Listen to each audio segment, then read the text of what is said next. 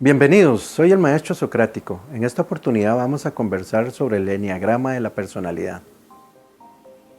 El eneagrama es un símbolo universal, un sistema, un gráfico muy especial que permite interpretar la personalidad del ser humano y tiene múltiples aplicaciones en el campo del coaching, del conocimiento y sanación del niño interior, interpretaciones de las pasiones del ser humano, en fin, tiene múltiples aplicaciones y es muy valioso.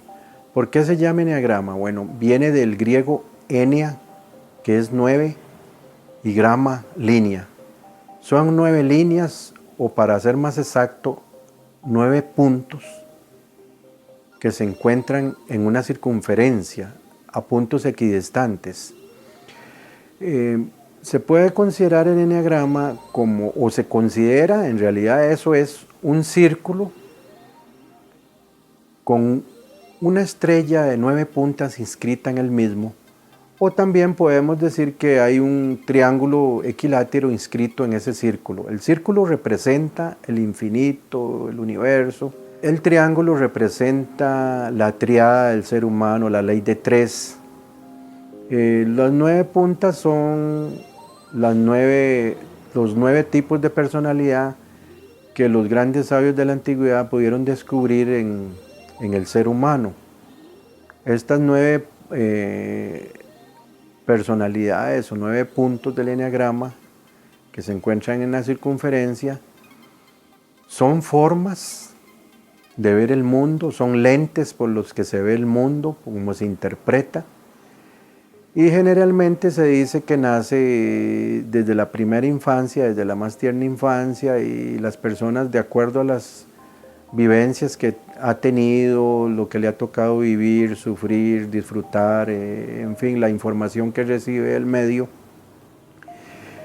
la educación, las adversidades, todo lo que pueda afrontar, va estableciendo una especie de estrategia para enfrentar ese mundo, porque en realidad son 9 estrategias en este caso, 9 formas de afrontar la realidad, de afrontar el mundo, de interpretarla y de defenderse ante la vida a través de esa forma de ver el mundo.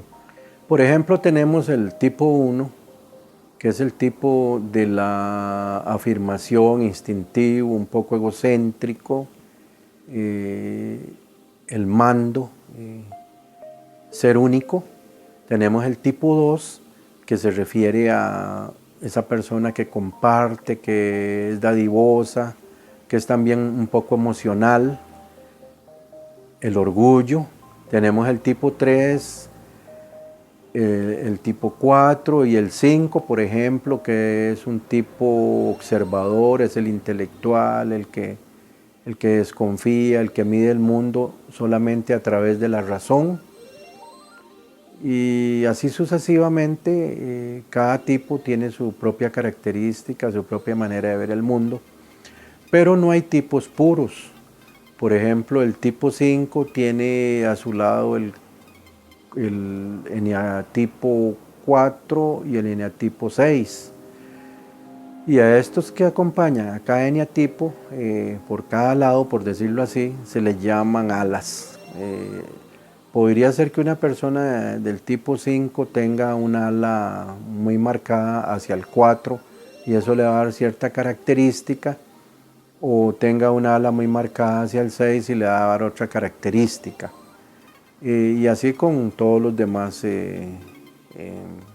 eneatipos.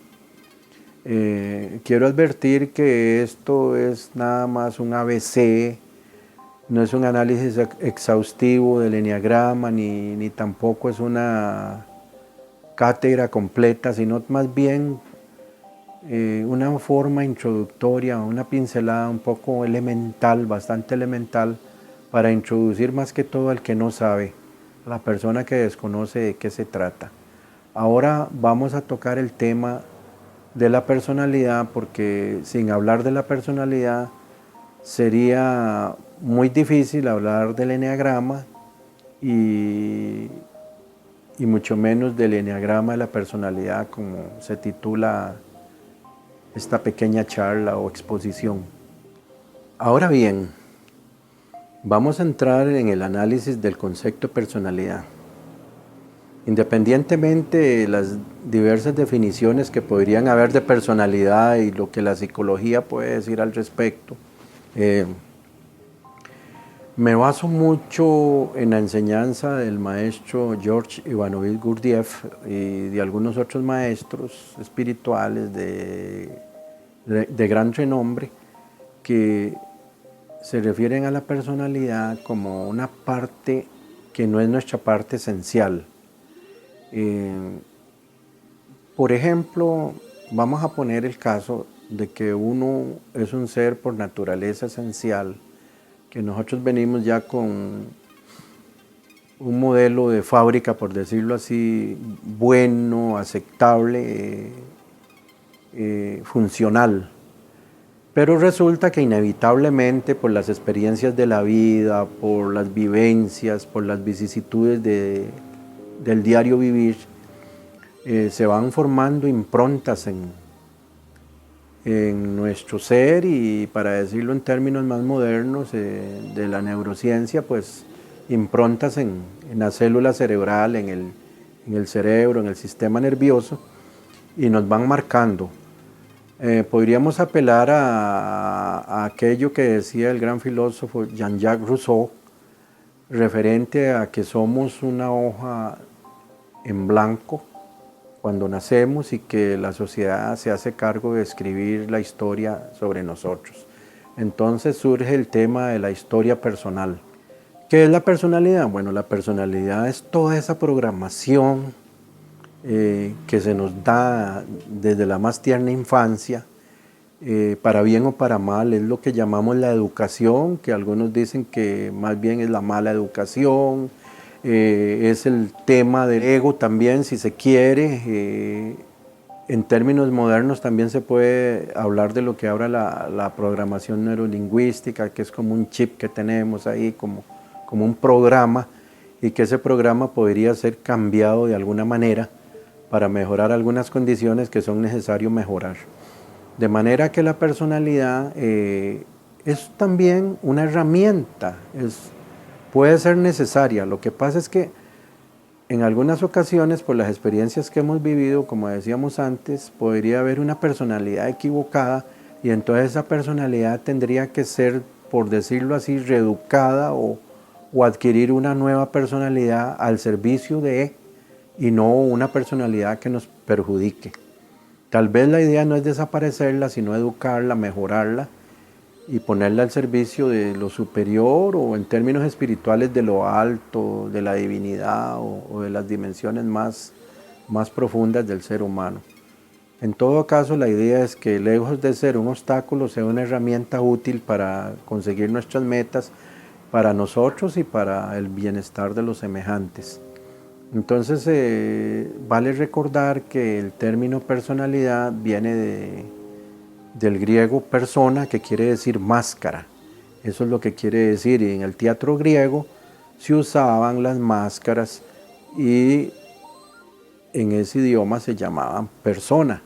Entonces, por ejemplo, los actores echaban mano a diferentes máscaras como estas que yo voy a poner aquí, y entonces para representar un papel o un personaje, un rol, o nosotros en la vida cotidiana para representar un papel en un trabajo, en un centro de estudio, ante la pareja, ante la familia, ante los amigos, echamos mano inconscientemente de alguna máscara. Entonces nos ponemos una máscara y presentamos al mundo una imagen que generalmente es inconsciente, como se quiere dar o como se da.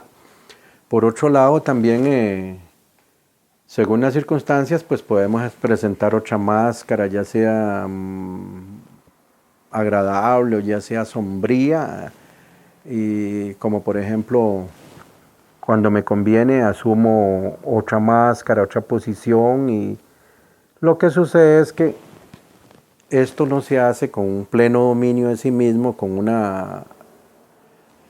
un dominio de la situación, con conciencia, sino que más bien, en lugar de nosotros ponernos las máscaras, esas máscaras nos vienen a nosotros y en lugar de actuar somos actuados. O sea, si tuviéramos por lo menos la capacidad de actuar, sería muy distinto. Sería muy distinto para nosotros, pero generalmente somos revolcados por los personajes, por las máscaras, etc. Y todo esto que acabo de decir sobre la personalidad, ¿qué tiene que ver con el eneagrama? Bueno, pues recordemos que el tema es el eneagrama de la personalidad. Y el eneagrama como tal es un sistema que se ocupa de analizar, interrelacionar y resolver un montón de asuntos de los 9 tipos de personalidades o eneatipos que el ser humano tiene. Como les había dicho antes, el eneagrama data de unos 2000 años para acá. Lo trajo a Occidente el gran maestro George Ivanovich Gurdjieff y lo presenta como un sistema especial de conocimiento muy valioso para acceder a planos divinos, por decirlo de alguna manera, para la realización personal, para el autoconocimiento, para el despertar. Porque el señor Gurdjieff ataca, en el buen sentido del término, a toda costa el tema de la personalidad o la personalidad, que es la que nos obstruye, que es la que no nos deja ser tal cual. Y divide al ser humano, entre otras divisiones que él establece, está la del ser humano como compuesto de esencia y personalidad. Entonces la esencia es lo más esencial, valga la redundancia, es lo más legítimo, es lo más natural en nosotros, y la personalidad, como ya hemos dicho, es lo adquirido, lo prestado, la programación. Por eso es que hay maestros que hablan del hombre nuevo, el nuevo hombre, de deseducar para volver a educar, como quien dice, botar todo lo construido para volver a construir en tierra firme. En fin, hay muchas formas de verlo, pero en el fondo es ir rompiendo esa personalidad vieja, ese hombre viejo lleno de prejuicios, de problemas, de creencias, e ir instalando nuevos conceptos. Aunque se dice que ya la personalidad formada, o sea, el eneatipo formado, ya no se puede cambiar, podría desplazarse hacia otro eneatipo que se relaciona con el nuestro, y así, digamos, soltar toda esa carga pesadísima que nos da nuestro eneatipo, ya sea extroversión, orgullo, desconfianza, etcétera, y poder apoyarnos o aprender de otro tipo o de otro eneatipo para poder ir superando, de manera que, si bien es cierto, el eneatipo no se puede cambiar, lo cierto del caso es que sí se puede superar, se puede mejorar. Por ejemplo, no podríamos pensar que una persona de 60 años vaya a tener la personalidad de cuando tuvo 20 años. Si así fuera, pues algo andaría mal. Esencialmente va a ser el mismo ser, va a tener el mismo eneatipo, pero muchas cosas de la moda, de la manera de pensar, de la manera de actuar van a haber cambiado en tantos años, y si bien es cierto es el mismo y tendrá el mismo eneatipo, pero habrá muchas cosas que habrán mejorado, que se habrán superado, y que ha sido posible también por el desplazamiento hacia otras áreas de la personalidad.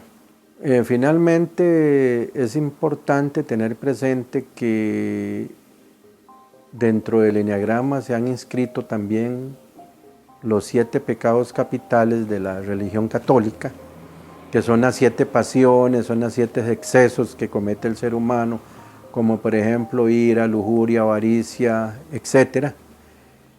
Y también está la cobardía y la vanidad, que no son de los 7 pecados capitales, pero que también se consideran como parte de la personalidad, porque se consideran superables, porque la vanidad también puede ser producto de cierta inseguridad y puede cambiarse a otra forma de proceder, igual que pasa con la avaricia, que se puede convertir en una forma de confianza, de compartir, de abrirse más hacia las personas. hemos visto de una forma muy sintética lo que es el eneagrama, cómo se comporta, cómo relaciona las diferentes personalidades del ser humano. Hemos visto también que es un instrumento muy valioso para el autoconocimiento, se aplica modernamente en coaching, hasta en libretos de cine, tiene grandes aplicaciones.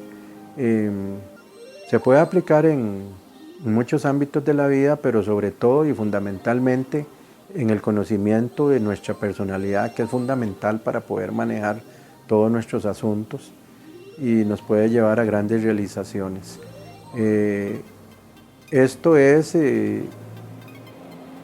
una forma sencilla del abordaje, porque el material que hay en torno a esto y lo que se ha escrito es inmenso. Cabe decir que, si bien es cierto, el señor Gurdjieff fue el que lo trajo a Occidente, después, a mediados del siglo XX, empezó a ser trabajado por Óscar Ichazo, el boliviano, y por Claudio Naranjo, un psiquiatra chileno, que ya lo adaptaron a la personalidad del hombre moderno y que les ha dado muchos resultados para el conocimiento del ser humano y incluso para terapias. Saludos cordiales, con un afecto que nace en la noche de los tiempos y perdura por siempre.